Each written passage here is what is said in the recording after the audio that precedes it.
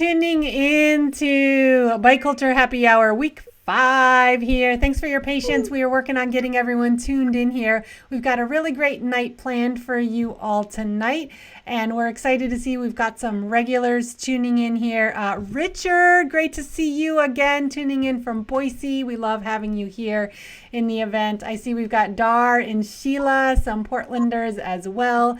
So folks, we look forward to hearing you throughout the night. Feel free to leave your ideas and your comments over there in the chat, and I'm going to patch in our guests one at a time here. We've got Becky Jo. She is a columnist here in Portland. She's a columnist for bikeportland.org, talking about her Carfree lifestyle. So Becky Jo, thanks so much for being here. Also, Hector Chang. Hi. He works at Bike Walk Tompkins in Ithaca, New York. Film by Bike's done a lot of great projects with Bike Walk Tompkins. So Hector, we're so excited to have you here. Thank you, Aileen. And also joining us, we've got Tina Bechler from Bikeworks up in Seattle. We've had an awesome relationship with you guys for many, many years, supporting your raffle. And just as someone who loves that kind of a nonprofit, I've followed what you guys have done for a very long time. So I'm super excited to have you on the show. And also to give us some updates on what's up with Pedalpalooza, we've got Meghan Sinnott from here in Portland, one of the organizers and ride leaders for Pedalpalooza here in Portland. So folks who are in the chat, feel free to ask questions of our guests that are here today. Let us know what you're up to this evening. If you have a beverage, what you're drinking. That tends to be a theme here on Bike Culture Happy Hour. It is happy hour. Exactly. Well, it's happy hour here. I'm sorry, Hector. It's not. I feel okay. bad for you. It's like I can make post happy hour. You're just in straight up going out to the bar time out in Ithaca. I can make this happy work. hour somewhere. Exactly. So I just wanted to kick things off by hearing from each of you guys. How are you guys doing? What's on your mind? What are things like where you live?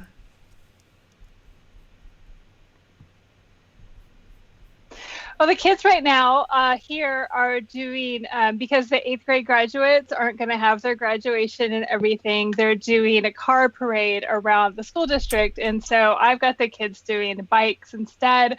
And I put it out to the group, and Tuesday night was the first round. We're only doing 2 houses a night so that everybody can get a good chance to participate. And being that we've had some decent weather, I kind of put it out to the group and sort of guilted them into trying to do biking instead. And I got like 50% to do bikes on Tuesday. And so tonight we'll see how many more I can get. So that's been kind of exciting for this week. Oh, that's so cool to hear, because I've been hearing about these school parades, which, the sentiment is awesome. Get a chance to see the teachers and the teachers to see the students. And I've only heard about them being done by car. So that's so cool to hear about one by bike. I love that idea. Super cool. It had this added benefit where everybody kind of stopped instead of just biking around. Everyone stopped and kind of social distanced around the house, down the block, and took a minute to remember what it's like to be people. So it ended up having this added social benefit other than just like we're in our cans driving around. Yeah, that's awesome. And Becky Jo, Sheila is tuning in on the chat, and she says she loves your articles. So she's a stalwart reader of Bike Portland. So thanks for that. I have no Sheila. idea what I'm doing. I'm clueless. I'm just like, here I am. I love them because they're real and they're honest, and the thoughts that you're having are the thoughts so many other people are having, and I just love the way you put it all out there. So yeah, I think it's great. Thanks. How about for the rest of you? What's on your mind? What have you guys been thinking about lately, or what have you been observing that's interesting? Out here in upstate New York, we've been seeing a lot more people walking and bicycling, mainly for recreation, just really getting some time out of the house. We're all kind of on lockdown right now. And we've been really thinking about what to do with our work next. I hope to get some more ideas, like cool ideas like you guys. We've been catching up on news where people have been doing inspirational things across the country on bikes, like the lady that does the bicycle rickshaw, and someone playing the violin, Nola. We want to see more of that happening around here, and just internally thinking about ways to encourage people to do more of the spontaneous stuff that we would love to see in our town. So happy to take ideas, and also happy to share ours too. Yeah, I'm curious to hear from folks what you guys are seeing other cities and towns doing as far as interesting responses by bicycle to the situation that's happening. What is the rickshaw project that you're talking about, Hector? It was like in the news or somewhere. I read it up somewhere where a person that usually pulls a bicycle rickshaw in New Orleans, like right now, there's no tourists for her to really do like take her up on her business. But a local musician who also doesn't have much to do right now decided to play her violin on the streets and basically be pulled on the rickshaw. And people came out of their porches because basically they start hearing this music coming from just out of nowhere, and it's going slow, so you can go watch and really enjoy the show as she was being pulled by this right. So it was very inspirational. It seemed like it was something that a lot of people really took heart in New Orleans when they saw that, because it was like a little spark of joy in an otherwise interesting time. Yeah, and I want to let you all know, and everyone tuning in on the chat, that we have a value system here at Biculture Happy Hour, that this is a really safe space to be okay celebrating the silver linings to this very challenging time, and that though we know so many people are struggling and this is a challenging time, it's okay, and it's encouraged to talk about the beauty that we're seeing as well, because this is an interesting time in the world, and we're seeing a different side of humanity, and we're getting to see really joy-filled moments like what Hector was just talking about, and so we encourage that here at Biculture Happy Hour, a chance to kind of think about the positive things as well as just talking about what's happening. So I encourage that for all of you. So Tina, you're up in, I felt like for me, the pandemic really became real when I heard from my cousin in Seattle. And when she gave me the lowdown on what she was going through in Seattle. So I'm really curious to hear from you up there in Seattle. How are things going for you and what's on your mind? Yeah, well, and I'm appreciating being able to follow the two of you, because Hector, I was really appreciating what you were bringing to this conversation around what are some of these silver linings, and thank you, Aileen, for giving us that grace to do so, because it is really important, and we've seen a lot of things that are really beautiful in our community, that it's like, okay, this is a really tough time. Obviously we don't have any programs. I'm the program director at Bikeworks. We don't have any youth or adult programs currently. So all of us are kind of mourning this connection that we have with community members on a daily basis. But I'm also having conversations with my coworkers. We are an essential business. We are open.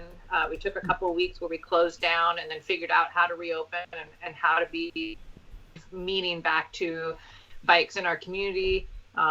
Something I'm sure we all agree that bikes are this like great liberation tool and tool of freedom for young people always, but for adults too, who get that sense of childhood enjoyment when they're back on bikes. So I have been noticing that there's been some really nice things about COVID-19 that I'm like, okay, can we keep these?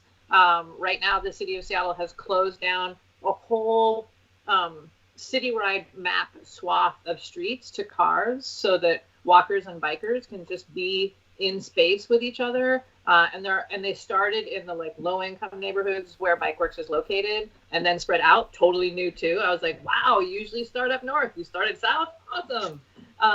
So that part was really exciting. My wife and I went out on the first day with our dog on our bikes. And just we're in community with all of these people right around our house, and it was just so beautiful to see other dogs and kids and people safely social distancing, but having these safe and open streets that I was just like, why would we ever get rid of this? This is amazing. So Seattle was definitely in the beginning there was definitely a sentiment of like, wow, Seattle, who knew? That this is strange. And we did close Bikeworks pretty early on, but it was all for the purpose of trying to figure out how we could open back up, knowing that bikes were going to be really critical. And that part has been really exciting for us too. Oh, and I'm drinking a dark and stormy. Oh, nice. A dark and stormy. Great choice. We haven't had that yet on Biculture Happy Hour. I want to bring it back to the happy hour here. Yeah, thank you. Way to keep it real. I appreciate that.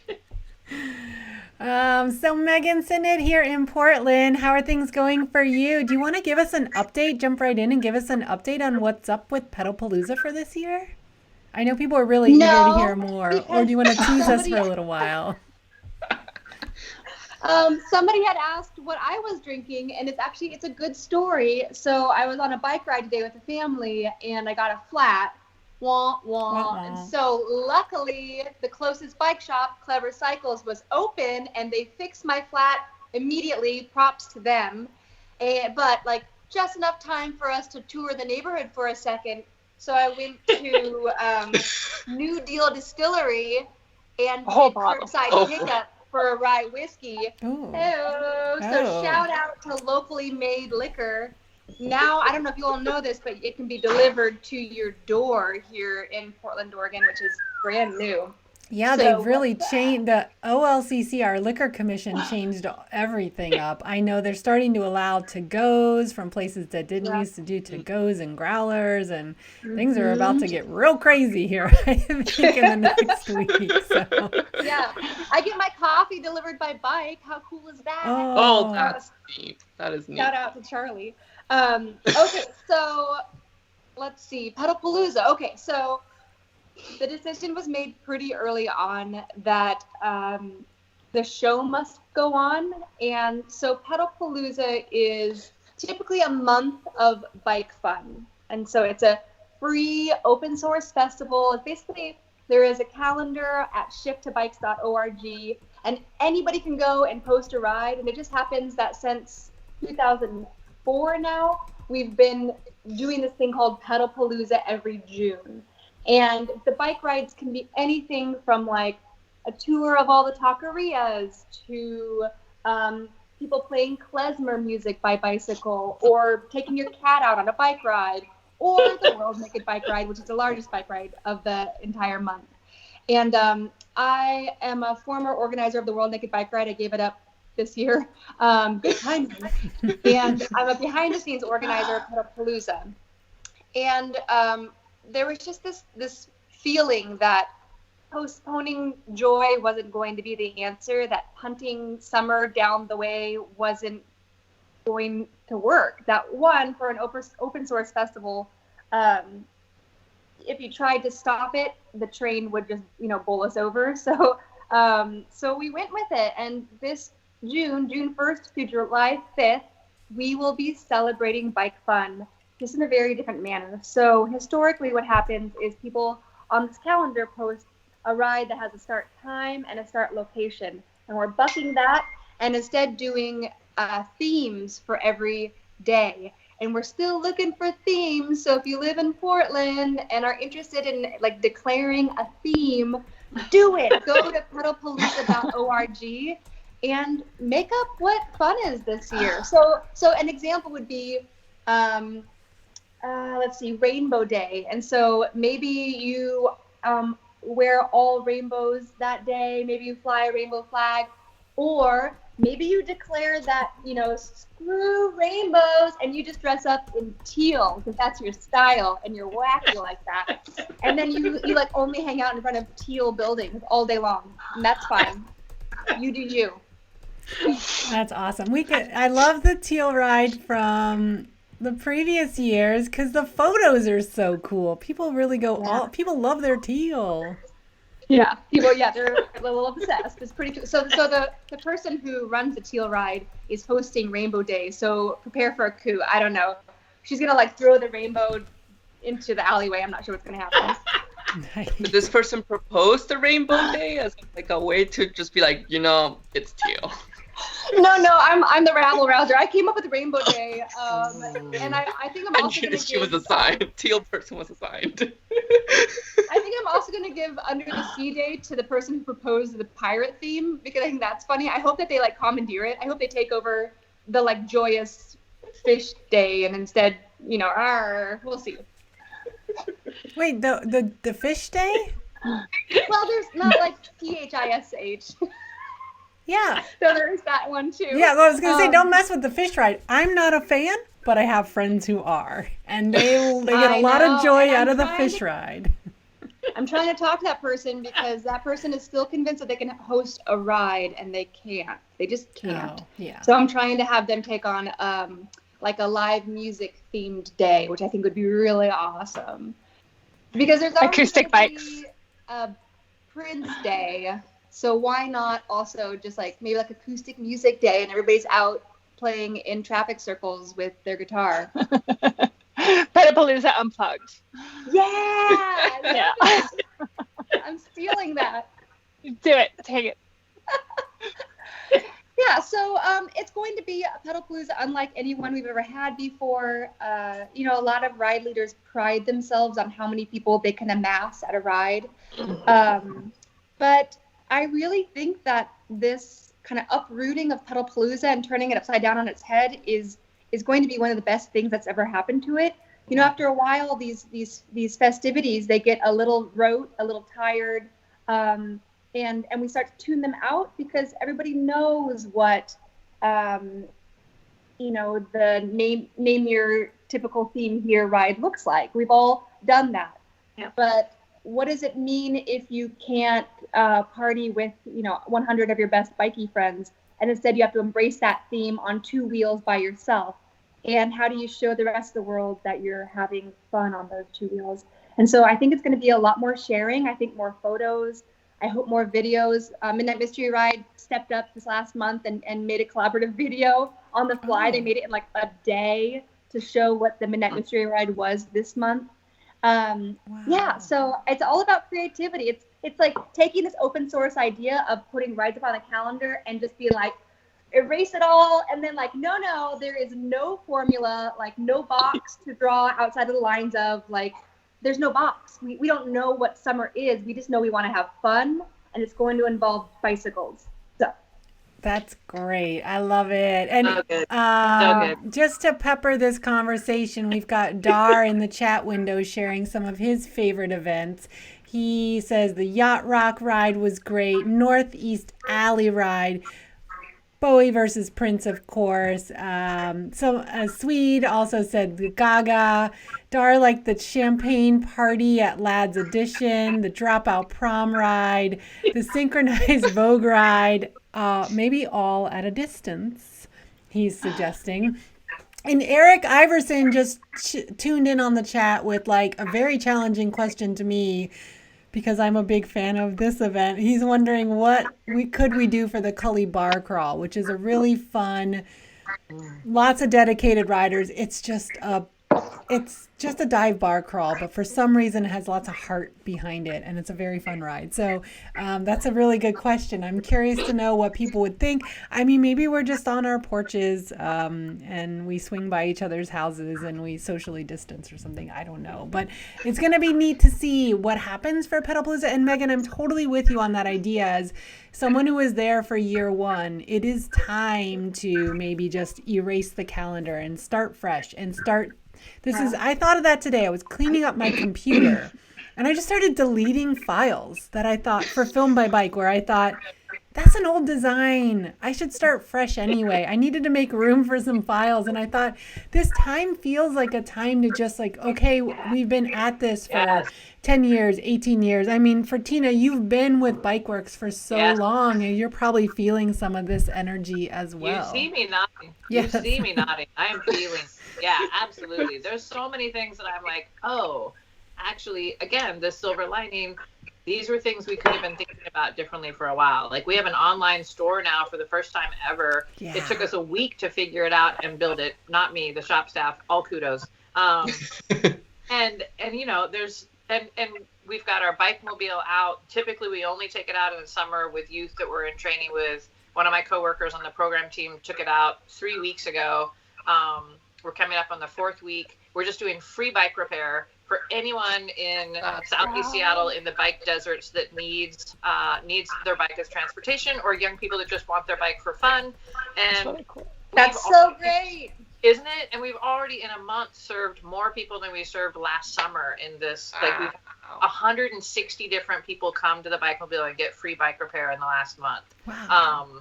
We also, the programs team was like, okay, we can't see youth and we can't give bikes to youth in schools. We have a bunch of partnerships with free or reduced lunch youth. So we've been going to those free reduced lunch sites where Seattle public schools are still giving young people like a bologna sandwich and a carton of milk. And we're like, hey, you want to bike with that? You want to supersize it? So, and we've given away 80 bikes this month as well to young people in our community. So we're just like, and we get requests from bikes and we're like, we'll deliver that to you.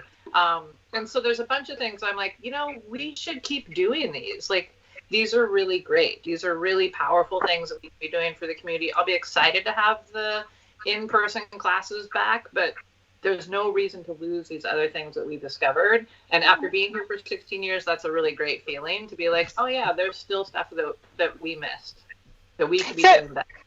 Like for me, I was really sad that this is my first year really going full on in biking and not just recreational biking. And I was so looking forward to all of these events. And being an event planner, I put on Portland Frogtails, which is an event where local people who put out something they made and we go and party together. And that's something that happens all around the world. There's Frogtails in all major cities. So this year, it may be an idea for us is that we had a virtual Frogtails online instead worldwide, because we had to cancel right when Brisbane had theirs. And instead what we did was all of us did it all online at the same time. We had virtual prizes, local cities did their own local prizes, but we were all on at the same time. So maybe we could do like a virtual Pedalpalooza and everybody like Instagrams their pictures or something. I don't know. It's an idea. It's what we did. It worked for us. But I'm really bummed. I really was like so excited at all these things I wanted to explore with my family, but maybe next year. Oh, I love that. Yeah, it's been an interesting time to see. I feel like the equity has the bar has been leveled up, and that for the events that I'm organizing outside of the bike world, I support local makers with a company called Portland Made, and I feel like finally for these Zoom events and stuff that I'm starting to see more parents joining. More people with children, and more people with complicated schedules, people who are also younger and still going to school and trying to have a business and all that kind of stuff. So, yeah, I think I love the idea of the Frogtails going global. That's crazy. That's good. It worked. It did great. It was not the same, especially because you want it for like a newbie bike person. I understand when somebody's new at sewing, it's very intimidating breaking into a group of people who know their shit. They know what they're doing, and here you are going, I just figured out my machine, and here I am going, I've just figured out my bike, and it's kind of intimidating to go to all of you and go like, I don't know what I'm doing, help me. And I kind of wanted to be the new person in the group and be on the other side of it, and I've really been enjoying that, kind of being the bumbling idiot, because I know what it's like to be the person who knows what they're doing and holding the event. So I'm kind of bummed I'm missing out on it, but I would like to still participate any way you guys can figure it out. I think, we're all kind of like being bumbling idiots right now, and maybe this is the best time for you to participate. Equalizer. Right, exactly. It's totally a great equalizer, because it's like, we don't know what we're doing, but we can try many things. Why don't we do it together? Together, right. Well, I'll tell you one thing I haven't changed. So this year for Pedalpalooza, we will have our beloved pennants and T-shirts again this year. Because my hope is, if we can't all amass at a location and ride together for like a kickoff ride, maybe at least we can all look alike wave our flags around. Look alike as you're doing your essential trip. Yeah, represent. And the pennants from Pedalpalooza have been picked up by other places, at least Bendigo, Australia. I know they use pennants for their annual bike event. So I love to hear that the pennants will still be around, because there's such a signature of Pedalpalooza. And I love that idea that as people are riding around, they're carrying a pennant, and it's a sign of solidarity. And maybe we need that more than ever right now. I know in some parts of the country, the idea of riding is not as accepted. Here in Portland, we feel that we can ride and stay distant, so it is accepted. I know in some more congested places, like I have a couple contacts in New York City who are just not into it. But that's a different landscape than what we have here in Portland. So I love the idea that maybe there is a global pennant we can be putting on our bikes for when we're out there riding, just to say like we are all in this together. I think that would be really lovely. A little print at home paper thing, something very, very low tech right now. A little PDF we could put out there or something. I think would be nice. Maybe Film by Bike should do that. That's a good idea. I think we should probably do that. Okay, we're gonna do that. Film by Bike's gonna put out a pennant. Yes. Peer pressure, yay! We already have some really great graphics that were created for us last year of some superheroes on bikes by the extremely talented illustrator Lori Damiano, who lives here in Portland. I love her work. So maybe we'll take one of our superheroes from last year, which Meghan played out in person on screen. So we have them illustrated and we have them acted out as well. So maybe we'll put one of those on a pennant. That could be really cool. Let's do that. I'm writing it down right now. Things to do. Make a note. Pennant. Superhero pennant. I love it. We can all cosplay up as your superhero. Yeah. Oh, someone's also requesting Film by Bike masks. Sheila, that's a crazy idea. Film by Bike mask, like for a face mask? Yeah, that's interesting. That's a fun idea. With the logo, just like a bunch of logos on it. Yeah. You can't really tell, but that banner behind me has like a really fine pattern on it. And that pattern could be what's on the mask. That would be really cool.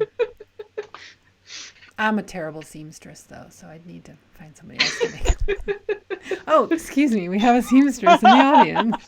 There's very good seamstresses in this conversation. And I can all help. of them are coming out of the woodwork, too. It'd be really fun if we had them but for Pedalpalooza too. Pedalpalooza masks, not a bad idea. Yeah. Well, and I'm curious too. What if there was some more national, Bikeworks is part of this youth bike summit, and so it's a nonprofit, Cycles for Change in the Bay Area or community cycling in Portland. There are other places all across the country that do what we do. Nonprofits that have youth coming and doing education and doing bike repair. And so for a while we had this idea at the Youth Bike Summit of, what if we had a message that we could give to, Michelle Obama was one of the people that we were trying to get to come speak at this, it's a New York based conference every year run by youth. And they were like, Michelle Obama, let's get her. We're like, yes, absolutely. And so we're like, what if we sent Michelle Obama, our individual impact can be thought of as relatively small. Like the number of bikes that we get out of the waste stream back into the world because it's all recycled bikes, the number of youth that we're serving, the number of adults that we're teaching, the number of bikes that we're selling. But collectively, if we said our entire country across the United States does this amount in each of those categories, those are very compelling numbers. 8,000 pounds out of the waste stream for Bikeworks is great. But if you did that for every Bikeworks across the country, holy cow. So what if we thought of something like the same thing you guys are talking about, that you had a national fun ride, pick one of any of the ones that you're talking about, which are hilarious.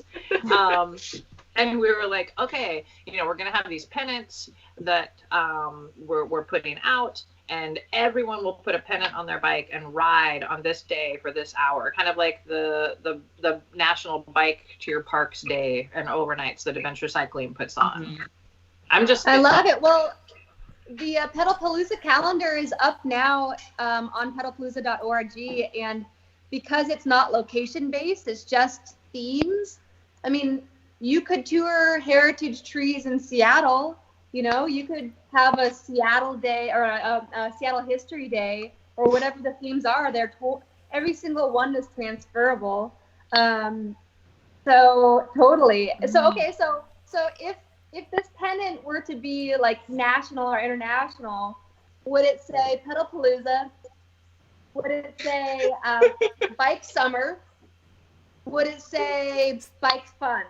Yeah. Or something like Unity or something. Yeah.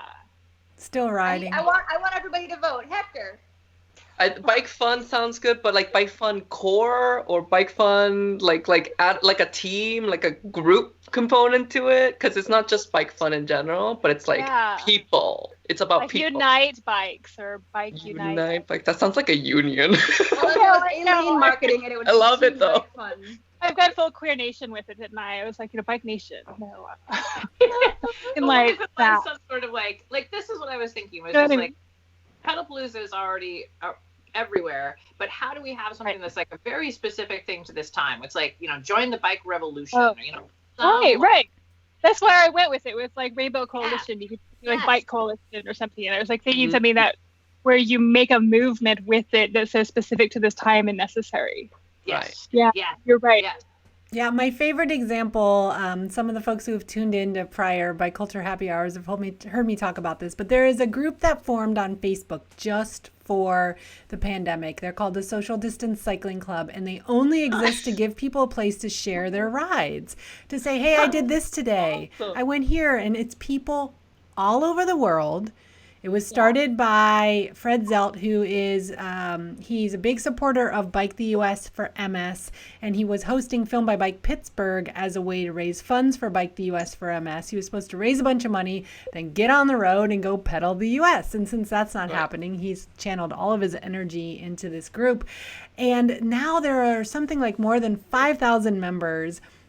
And it's just become this neat snapshot in time. I think it's a really important from a social standpoint, and just from like looking at history, like what is happening there is very special. And I feel like the bike community, this pennant idea, the global bike community needs something. I mean, we went online with Film by Bike stuff just to fill the gap because I get fidgety, and we were amazed with how it's allowed us to connect with the global community in ways that I've always wanted to. And this is an important time, I think, for cycling. We should not be taking this lightly. Like, you guys are generating these amazing ideas right now. We should definitely do something with it. And I will say that Film by Bike, we've been running our bike movie night series, and that's about to end. And the idea was that we'd get that energy going and spur the bike community and culture and industry to action. And then we would step back and do what we can to amplify everybody else's messages, because we're here and we just want to support what everyone's doing. So I'm here to help make something exciting happen, whatever shakes down from this happy hour tonight. And, if it's just ideas, that's cool too. But I really like to put ideas in. Meghan can attest to this. I really like to put ideas into action. So let's make something of this, even if it's just that downloadable PDF. That's good too. Which is brilliant.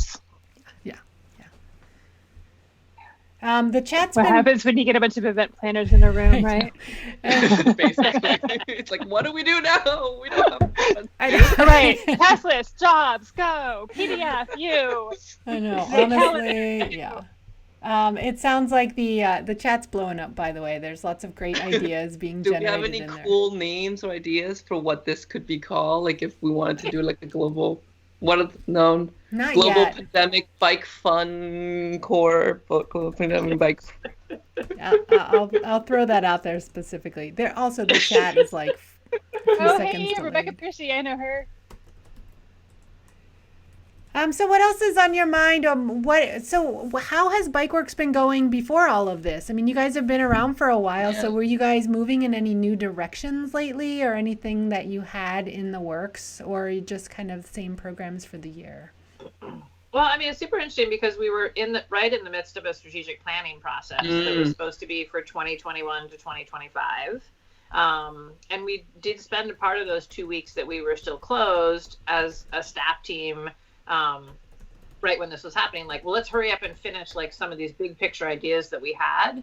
And I'll be really interested to see where when we start to look at them again, where we land, because of all the things that we're talking about here, just in this short conversation, this is all resonating with people all over the world. Obviously, we're all like, okay, is it just business as usual when we get back, or do we like kick into a different gear? But some of the stuff that we were talking about was about doing a lot more job access, a lot more conversations, and a lot more, like, we have 4 bullets, and one of the major bullets is addressing the inequity of the cycling industry, the fact that there aren't very many women or people of color working in bike shops, that we need to have more just more of everyone showing up across the board in the cycling community in a way that feels meaningful for everyone, and really looking at job access and who are we putting our energy and our efforts towards, for who's going to be the next wave of people that are sitting on this 5-person call right now. Right. So for us it really is, how are we addressing inequity in our community? How are we addressing inequity in our industry? And how are we moving forward with that and really putting our money where our mouth is? It's like, this is something we're really feeling strongly about. What do we do with that? And that is definitely going to, we've already talked about inequity just in this short conversation. I think that is this COVID-19 is really showing the problems in our society and in our country, and that's huge. And we want to be at the forefront of that in the work that we're doing. But I will also be really curious about some of the things that we might look back at and be like, yeah, maybe not so much anymore. And that part is really exciting for me personally, particularly having been in my role for as long as I have been. It feels really good because there are things for me personally that I'm like, oh, I was missing this all along. There's something about this like slow down and this idea of time to breathe. Yeah. And time to really reconsider, look back, and what you want to carry onwards, really, right? Yes. We've been kind of, I've personally been kind of in the same space as maybe you are like, one of the things that we were planning to do was Bike to Work Day, right? On May 15th. And, like initially I'm like, we're probably going to cancel it. There's no way we can distribute breakfast and whatnot. And then I just like, maybe when I was going to the grocery store and back recently, I'm like, wait a minute, there's still people biking to work. It's the people that have used bikes for a long time, really, because it was the thing they could afford to get to work. But generally, we don't locate bike stations by grocery stores. The timings that we usually set for bike to work don't really work for shift work. It's really like a 9-to-5 kind of job, or the 9 really. And even that's a little hard on me, but so I'm just like, I've been talking to some of my contacts that work at the grocery stores, near the local grocery stores, and seeing if there is a way that we can somehow plug in and really turn it around, like thank people for still showing up to work on their bikes or walking, especially essential workers right now. So we're working on that a little bit as a new spin on Bike to Work Day during this time. And you can feel that inequity of the people who were taking transit, who are less comfortable taking transit now, because I think a lot of times these societal taxes that we have don't hit people who can still drive a car. They hit people who are taking transit, who are then have to take their bike instead. So you would be helping a lot more people than just your usual, I would think, cyclist. You'd be hitting more. Right. That'd be great. Yeah, we're definitely reaching out to a segment of population that we don't usually engage with some of the more traditional bike programming that we do. Right. Just thinking about that, has been really interesting. That's really cool. Yeah, I love thinking about how May is Bike Month. How could we approach things differently? We started, Film by Bike just launched a virtual Film by Bike, has a lot of events that happen during Bike Month in communities all around the country. So we just launched a new virtual package that we're making available, and St. George, Utah, in southern Utah is going to be hosting a virtual event with a live stream and then a chance for people to tune in later. That'll be just for their community. But I'm so curious to hear what other cities might wind up working on for Bike Month. And I love that idea of thinking about, there are a lot of us who ride to work. Well, I work from home, but the people that ride to work by choice because they want to, they prefer to. Right. But then there are other people that for them that's the best option economically or for other reasons. And I think we're seeing that now because of the people who are still working and not working from home, but still working, frontline workers. And it's a different landscape out there. And it could be a really powerful opportunity to support and connect with those cyclists, because they do often get overlooked when we look at the more white, I don't know what the best term to use is, but sort of the white collar bike commuter, if you will. Yeah. So, yeah. Well, on the other hand, I mean, for Bike Month, or related to Bike Month, going back to the fun piece, which is something that we also try to, we like people to enjoy the fun of bicycling and walking. Last Sunday would have been our what we call Streets Alive Ithaca. So it's our Open Streets Festival. We do it at Bikeworks Tompkins twice a year. Really ambitious. I'm just like, twice? Where we close generally like huge arterials in our street and let people, open streets. Anyway, y'all know that. But I'm just like, okay, we can't do that anymore. But I've been seeing like a lot of stories of people bringing bike fun and bike joy in their own little ways in other places around the country, like the person who's in a rickshaw in NOLA. I mean, the priest in England that did like Easter Sunday services, like just on his bike with a boombox, like like stopping at random streets on his parish and just like doing the little bit of preaching and a little bit of hymns, and then moving on to the next place so that mini mass. Right? So I'm just like, what can we do to engage the community to give them the license to feel joy again and do things that are joyful and kind to others in a socially distant way? We've been toying around the idea of doing Streets Alive at home. So it's like a contest where we encourage people to do essentially random acts of kindness on their bikes or two people bicycling and walking. And then by the end of the month, we'll just like highlight, we will share people to enter the contest. You have to do it, record proof, and then share it with us. We share it out on our social media, and then we reward the people who at the end did like the most cool things. So that's something that we've been toying around with, but it's just like, how do we stay true to our mission while being social distant, essentially? Like that's really the only issue here. So it's fun. I like that idea a lot. Well, and I don't know if you guys heard of this in Portland, but kind of in between our two cities, there was a man in Olympia who lost his job and then was like, I just want to yell. I just want to yell at things. And he's like, is it the guy that... And I want to ride my bike.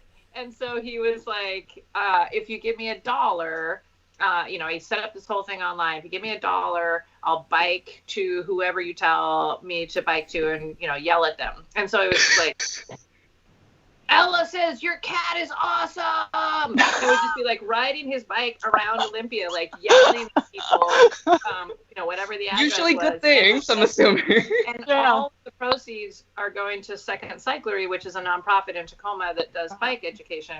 And I was like, this is amazing. Everyone should be doing this right now. Like, it absolutely speaks to what you're talking to, Hector, right there. It's just like, yes, there are things we can do. We just ride our bike down and yell at people.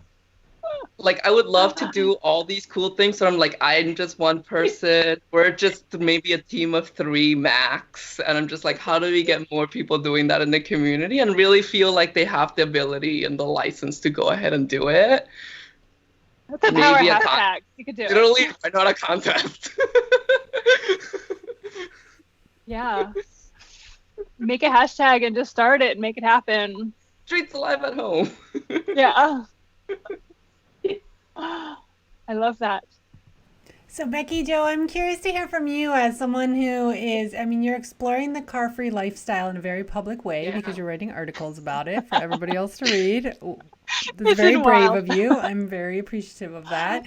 So I'm curious to hear from you what you feel like life is like if, you had gone through this as a driver versus going through this as a car-free person. What are your observances on how this is different for you, or are you seeing things differently because of your approach to life these days?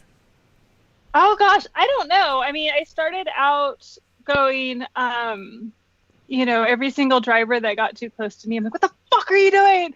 And getting like, you're going to kill me. I know it.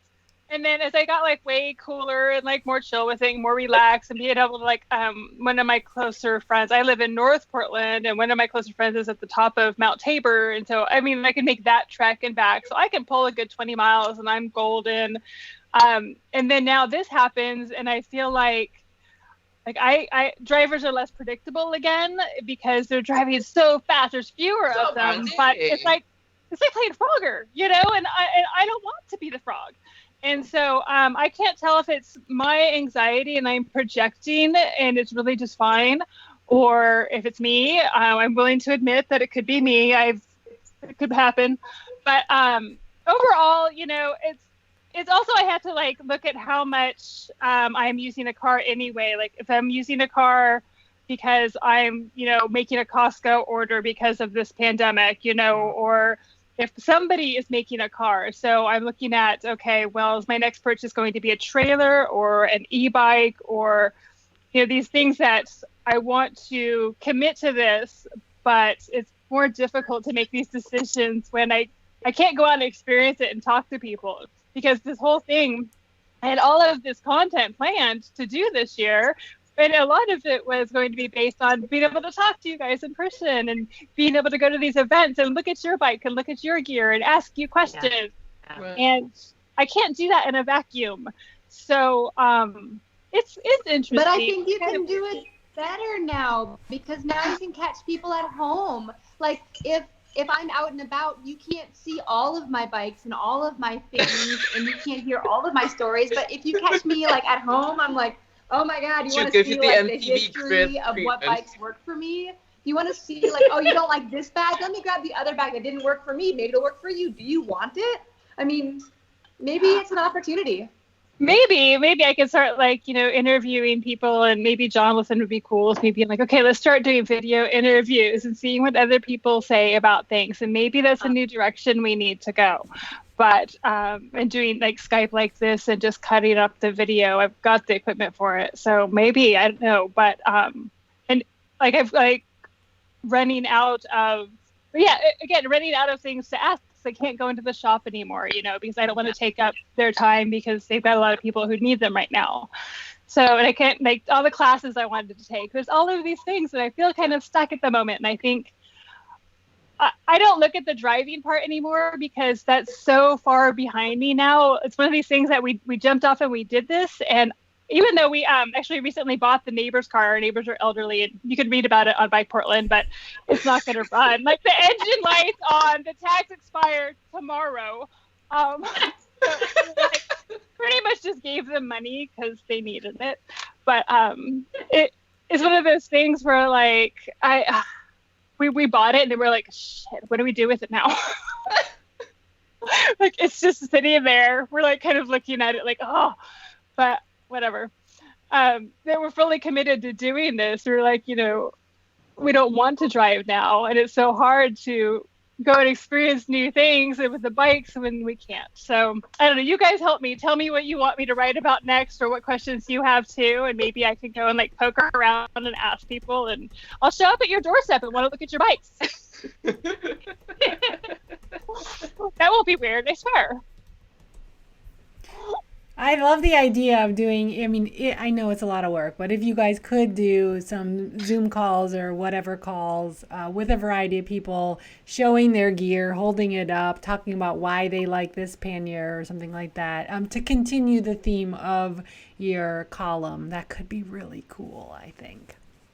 Yeah. Yeah, hit me up if you want to like get on video with me. The other thing is, like, right now, this is purging time. I'm seeing people purging like crazy. So on the sites Like where cleaning? yeah, and clearing out their stuff, and people who post either free or they're selling, they want to get rid of stuff. So it's a neat time to be trading and exchanging gear and being like, I loved this bag at first, but then I chose something else, and I have this old pannier and you will probably love it. And I don't know. I just feel like that could be a powerful thing to do at this time, because I'm seeing people getting rid of, they're like, they have time on their hands. They're going through their garages and basements and closets and just like getting rid of stuff. So it's like a swap meet. Your heart out. It's like a Marie Kondo meets bike swap meet. Do you guys do like what I like to call the Ithaca pile or the Ithaca free pile, where you just literally leave everything outside and just put the word free on us? Okay, cool. It's not just. Oh yeah. We've got like between I hang with soccer cleats on the tree. between Seattle, Portland, and Ithaca, we're like sister cities. Like we all are in the same boat here. Like the neighborhood listserv is like, I have free stuff. Come by. This is my address. The drive-by free cycle. Yeah. Yeah, exactly. Or bike by or whatever. I just walk by things. I'm like, ooh, a nice glass. I'll take that.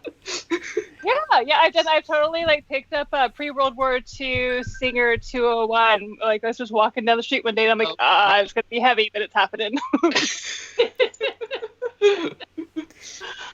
So you guys, we have just about, I don't know, whatever we want, but about 5 minutes, 10 minutes left in our chat. But folks in the chat are wondering to hear from Tina and Hector what you're seeing out there where you guys are as far as who's on the streets. Are there more people on bikes, less people? Are there more people in general, less people in general? Folks are curious to hear from you guys what it's like where you live. I know we've touched upon it a little bit, but a little more would be really interesting. You, Hector. Okay, I'll go. There's definitely less people overall, but I would say there's more people walking and bicycling than recreationally, like clearly recreationally, and seeing actually a lot more kids and families bicycling in particular, especially basically they're just taking advantage of these quieter streets. I don't think we've had the speed racers that like New York City and other bigger cities are seeing. Our streets are like, there's only so much you can go before you hit a light, so so that's kind of helpful. So more families, definitely more families, more kids. It's more comfortable overall to walk and bike, I would say, which is lovely. I wish we could retain this, and I'm working hard to make sure to retain it. Yes. And Hector, is there anything happening in Ithaca to close streets just for walking and biking? I know that's happening in other cities. We don't have it here in Portland, but we sure would love it. We're starting to have those discussions with our city, the city administration. The main thing is that most other cities were doing that because there were too many pedestrians on the street. We're not as densely populated, so we don't really seeing that. But our walk to work percentage is 40%. It's basically the highest in the country. So when the economy reopens, yet still social distancing is in place, we're really in for, that's what we're preparing for, essentially. We're trying to prepare for it. Interesting, yeah. Yeah, I completely agree with everything that Hector is saying. And I think, one of the things that we're noticing, so our April in the bike shop, despite being only open for appointment for customers to fix their bike, we have the bike mobile, but the bike shop is like paying customers, supporting our nonprofit and our online store. We had the exact same sales in April of this year as we had in April of last year. So people are clearly all in on biking. And Seattle, like y'all in Portland know Seattle. Seattle and Portland, Portland is I'm not gonna lie, Portland is way easier to bike in. It's hard. But Seattleites are. It's a flatter. Yes. You picked a good place to become a cyclist. But the other thing that we're noticing though is that when this first was starting, we were reaching out to organizations and we're like, we're giving away bikes. We're trying to reach organizations that are serving young people. We know that it's a really important tool for people. I mean, for me personally, when I get on my bike at the end of a hard day, that's my de-stressor. I like clear out my brain. By the time I get home, I'm like, okay, I'm good.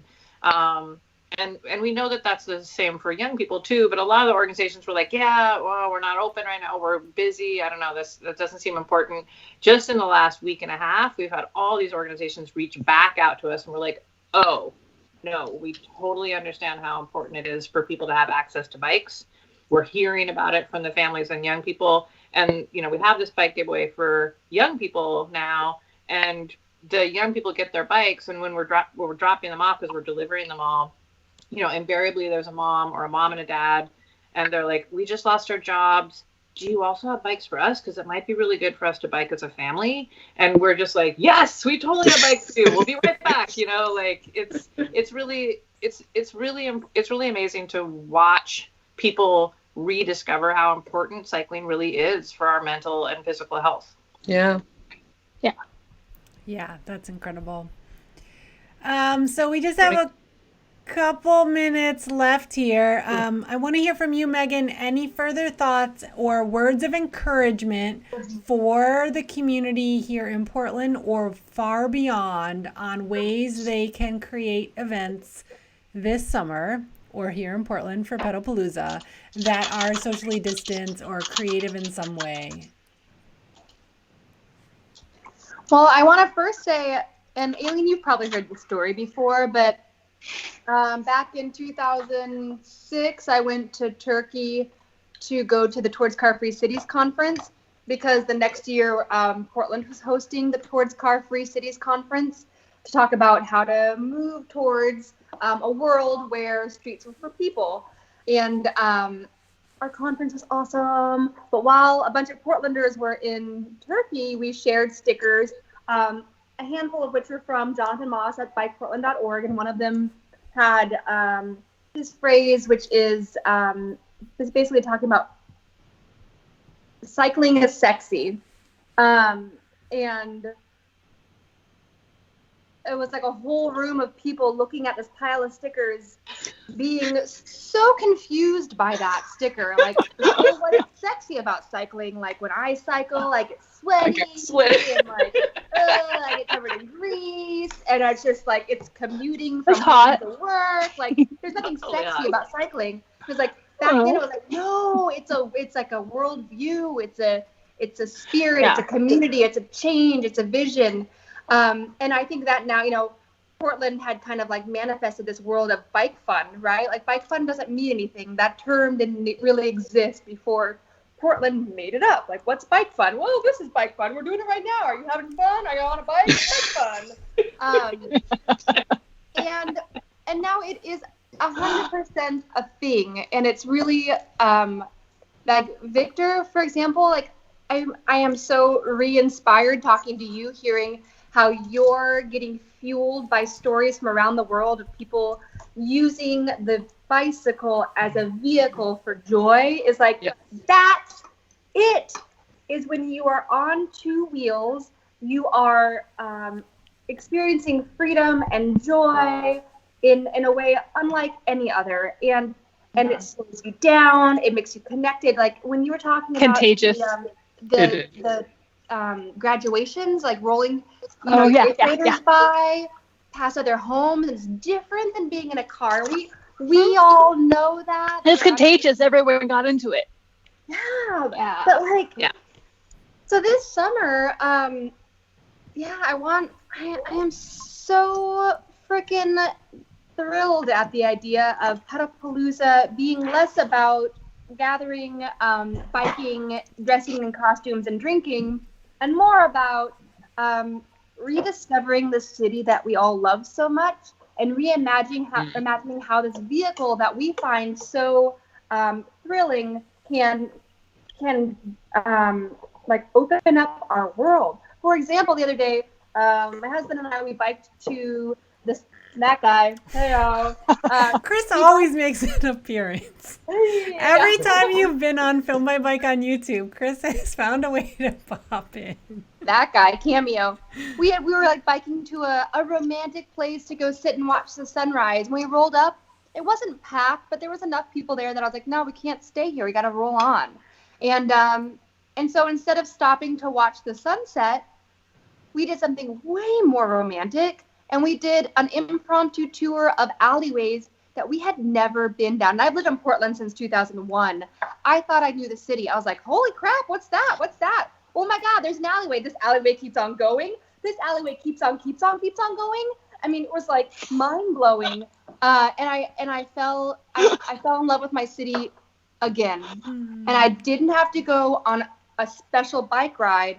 I just had to reimagine. We've been going on a lot of tours of taking like city streets that we know so well, like the big thoroughfares, the places where like the shopping centers, shopping districts, and then going one street off of those, just one street off, and seeing what's one block north or one block south of Alberta Street.